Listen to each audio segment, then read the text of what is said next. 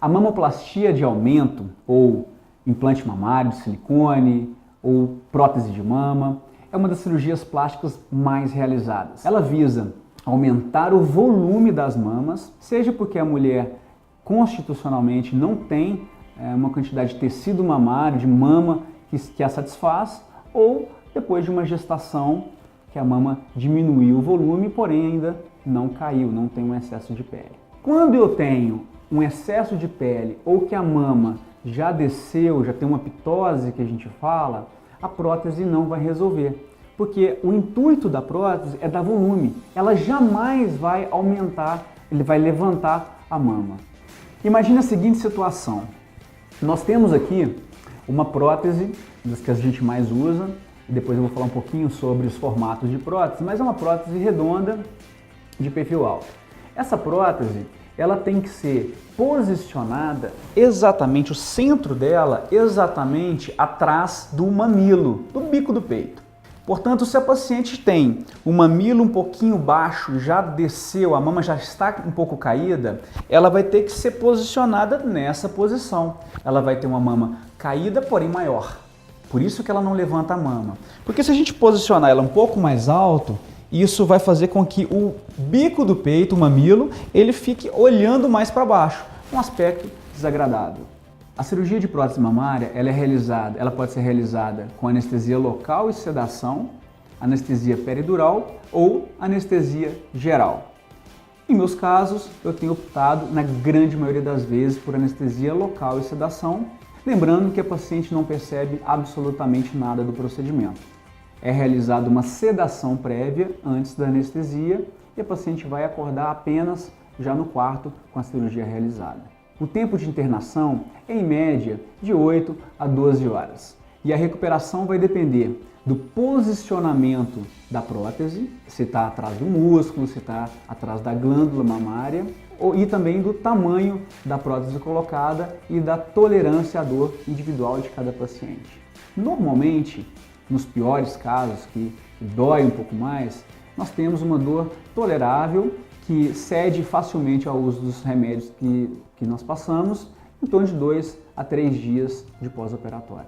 E com relação ao formato das próteses, nós temos uma imensa variedade de formatos. Isso vai depender da escolha do cirurgião, da vontade da paciente, vai depender do tórax, da anatomia individual de cada paciente. Mas nós temos aqui um modelo muito interessante para explicar os vários formatos de próteses que nós temos. Inicialmente, nós vamos escolher a base da prótese, isto é, a parte de baixo da prótese. Quando você pega uma prótese e vira ela de cabeça para baixo, você vai ter esse formato aqui, que normalmente é de um formato redondo, como essas 12 próteses de cima. Ela tem um formato redondo. Nós podemos ter também próteses que são alongadas verticalmente para pacientes mais longilíneas, pacientes muito altos, com tórax muito estreito e que querem um colo mais marcado. E nós temos também, no contrário, os pacientes mais baixinhas, com tórax um pouco mais largo, nós podemos utilizar dessas próteses com as bases alongadas na horizontal. Depois de escolhido o formato da base, que normalmente nós utilizamos é a base redonda, nós vamos escolher o perfil da prótese. Isto é, como você vai ver a prótese de lado. Alguém olhando a prótese de lado assim. Olhando o perfil da prótese, nós podemos ter o formato cônico, em que ela tem uma projeção maior no centro, como essas aqui de cima, e tem o formato de um cone. Nós podemos ter também o formato esférico ou redondo, de acordo com esse modelo aqui. Essa é uma das próteses que a gente mais utiliza, formato de base redonda e o perfil também redondo ou esférico. E nós podemos ter aqui os anatômicos, que tem um formato natural de uma mama. Depois de escolher a base da prótese e o perfil da prótese, vamos supor que nós escolhemos um perfil esférico, um perfil redondo. Nós vamos escolher a projeção da prótese. E a projeção, nós vamos olhar nesse sentido. Nós temos aqui esta fileira que foi escolhida e nós temos várias projeções para a prótese. A mesma base que nós já escolhemos, nós já medimos no tórax da paciente, agora nós vamos escolher a projeção a depender da quantidade de pele que a paciente tem e do desejo que ela quer para o seu formato de prótese. Aqui nós temos uma projeção baixa, uma projeção moderada, um pouquinho mais projetado, uma projeção alta e uma projeção extra alta, que ela é mais projetada. O interessante é que muitos pacientes têm dúvida com relação a essa projeção. Quando a gente fala em projeção, uma prótese alta, não quer dizer que nós vamos colocar a prótese alta no tórax. Não é isso. A prótese, ela já tem, como eu já expliquei, o posicionamento dela no tórax, exatamente atrás do mamilo. Agora, se ela tem o perfil alto ou extra alto, não é esse posicionamento, é sim o perfil. Quando você olha de lado, o quanto que essa prótese vai projetar para frente a mama. Nós temos aqui, para dar um exemplo, duas próteses com projeções diferentes, mas de mesmo volume. Todas essas duas próteses têm 380 ml. Porém, esta prótese tem uma projeção alta e esta prótese uma projeção extra alta. Observem que ela projeta mais para frente a prótese. Não quer dizer que a prótese vai ficar mais alta no tórax, ok? Então, pessoal, para exemplificar aqui, com relação ao perfil da prótese, nós temos aqui uma prótese cônica, que é aquela primeira que eu mostrei para vocês. Nós temos uma prótese de perfil esférico ou redondo e nós temos aqui uma prótese anatômica, que ela tem o formato da mama. Agora que nós entendemos como escolher o formato da prótese, existe mais um item que nós temos que escolher, que é a texturização da prótese. Isto é, como que é a cobertura dessa prótese. Antigamente, as próteses eram de cobertura lisa, eram próteses lisas como essa daqui.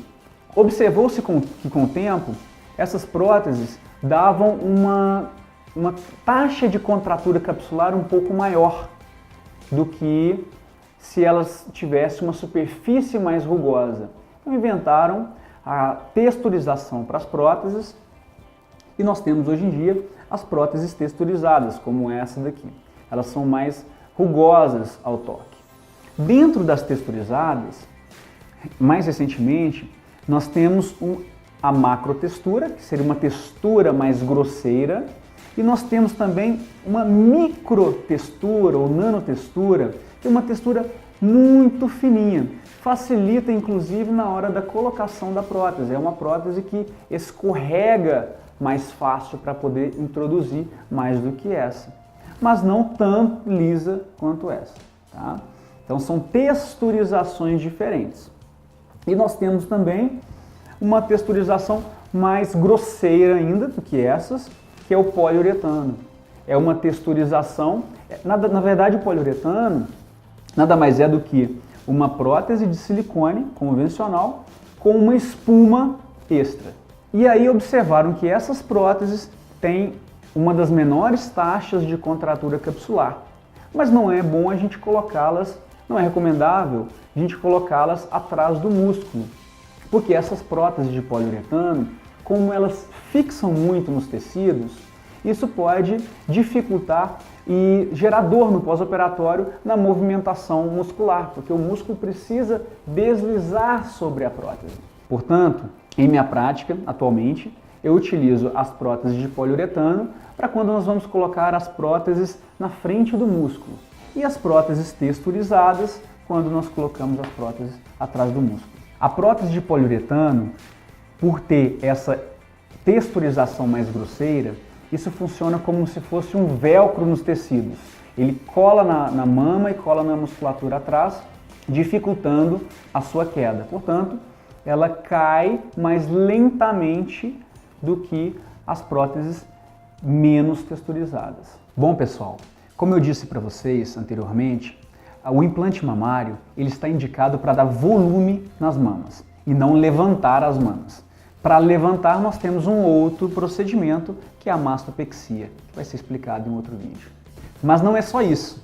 Nós identificamos, então, o formato da prótese, nós escolhemos a texturização da prótese e nós temos que saber agora por onde a gente vai colocar essa prótese. Nós temos basicamente 3 incisões, 3 locais no tórax que a gente pode introduzir, a gente pode colocar essa prótese. Quais são eles? Em volta da areola, nós podemos fazer um cortezinho em volta da areola para colocar a prótese.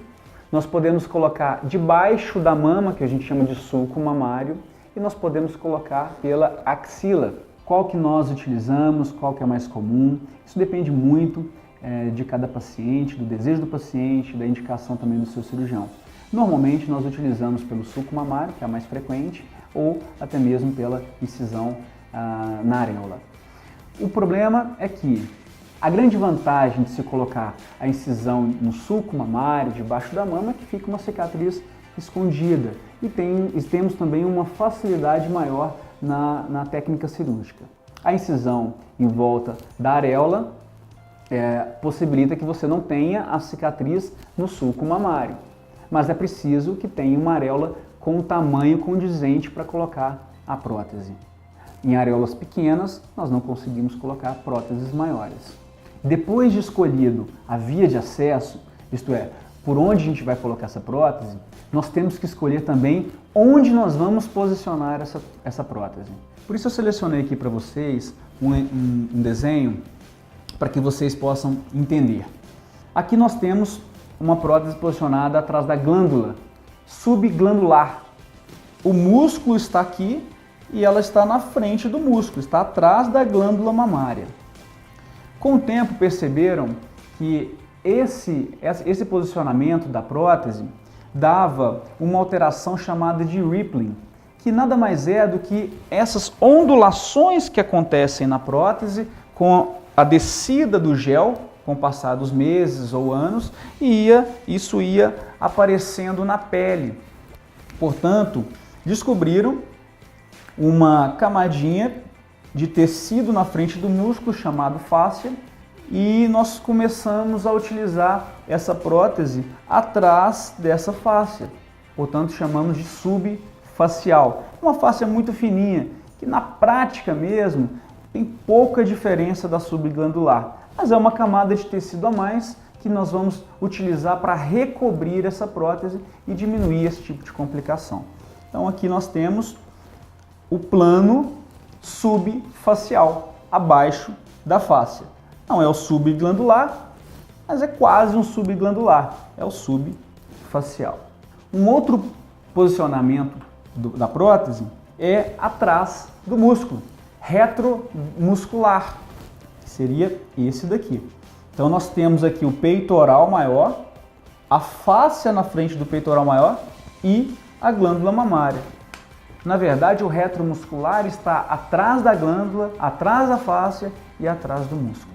Também, antigamente, nós introduzimos a prótese atrás do músculo e fechamos o músculo. Ela ficava retromuscular total. O músculo recobria toda a parte da prótese. Então, mais recentemente, para diminuir um pouco das complicações do retromuscular total, em que a gente fechava a musculatura, desenvolveram uma técnica que você libera mais o músculo e ele sobe. Portanto, a prótese fica protegida pelo músculo apenas na parte superior dela, o que a gente chama de duplo plano. E a parte inferior, ela fica atrás da glândula. Esse é o duplo plano, o dual plane. Seria uma cobertura da prótese na parte superior, e aí depende dessa extensão para o tipo de dual plane, e atrás da glândula na parte inferior da prótese. Você associa as duas técnicas. Após uma cirurgia de mamoplastia de aumento, de implante de prótese de mama, é fundamental que você utilize um sutiã adequado, que dê mais firmeza nas suas mamas e possibilite uma recuperação mais confortável. Além disso, a drenagem linfática ela é muito individual e vai de cirurgião para cirurgião. Há cirurgiões que não indicam com possibilidade de manipulação da prótese, de microsangramentos que podem acontecer e aumentar o risco de complicações. E as cirurgiões que indicam a drenagem linfática, desde que bem feita, por um especialista treinado em cirurgias plásticas, em pós-operatório, para diminuir o edema, o inchaço e melhorar o conforto no pós-operatório. O sutiã nós temos que utilizar em torno de 1 mês e meio a 2 de cirurgia, e o retorno às atividades físicas começa a partir de 30 dias para membros inferiores e 45 a 60 dias para membros superiores. Para as atividades que não exijam pegar peso, levantar os braços acima da altura dos ombros, nós podemos voltar às atividades em torno de 3 a 4 dias após o procedimento. É muito comum, às vezes, o paciente operar na sexta-feira e voltar a trabalhar na segunda-feira. Portanto, pessoal, nós temos uma infinidade de possibilidades de próteses, de posicionamento da prótese, de onde a gente vai localizar a cicatriz.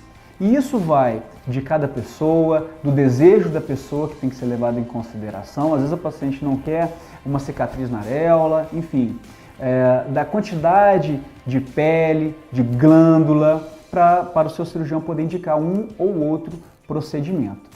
O mais importante é você dialogar bem com o seu cirurgião e ter uma confiança no trabalho dele. Nunca vá para um procedimento cirúrgico com dúvidas. Sane todas as suas dúvidas antes do procedimento e tenha uma ótima cirurgia.